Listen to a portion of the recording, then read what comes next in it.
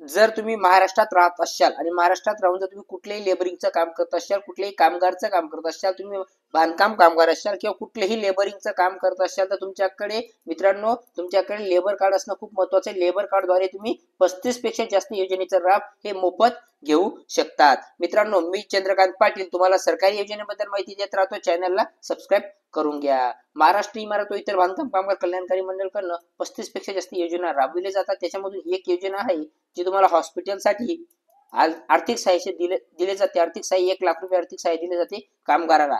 हो मित्रांनो, जर तुम्ही अर्ज केला नसेल, कामगारचा फॉर्म भरला नसेल, डिस्क्रिप्शन मध्ये लिंक जाऊन तुम्ही फॉर्म भरून घ्या आणि काय प्रोसेस आहे ती जाणून घ्या.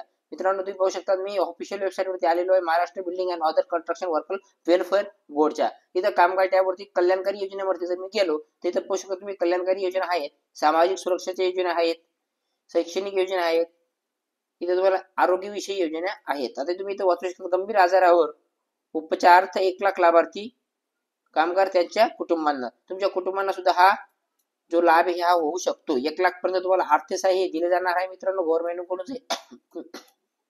तुम्हाला कुठल्याही प्रकारे दवाखान्याचा खर्च लागला असेल, तुम्ही आजारी असेल, ऍडमिट असाल, कुठलीही मेजर सर्जरी झाली असेल तर.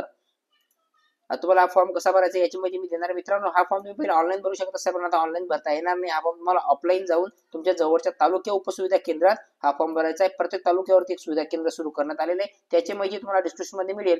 सुविधा केंद्र नेमकं कुठे आहे, त्याचा मोबाईल नंबर काय आहे, किती वाजता सुरू होतो, ऑफिसरचा मोबाईल नंबर काय, सर्व काही माहिती डिस्क्रिप्शन मध्ये मिळेल. इथे वाचू शकता तुम्ही, सर्व काही माहिती इथे तुम्हाला दिलेली आहे.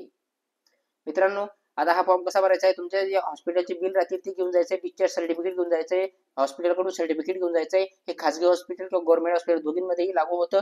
सोबतच तुम्हाला Aadhaar card, ration card, passport size photo घेऊन जायचा आहे आणि हा क्लेमचा फॉर्म तुम्हाला तुमच्या तालुका उपसुविधा केंद्रामध्ये भरायचा आहे. तुम्हाला योजनेअंतर्गत कुठलीही प्रॉब्लेम, कुठलीही माहिती माहिती पाहिजे असेल तर मला कमेंट करा. मी कमेंट मध्ये नक्कीच तुम्हाला उत्तर द्यायचा प्रयत्न करेल. मित्रांनो, या व्हिडिओमध्ये एवढंच. भेटूया पुढच्या व्हिडिओमध्ये. जय हिंद, जय महाराष्ट्र.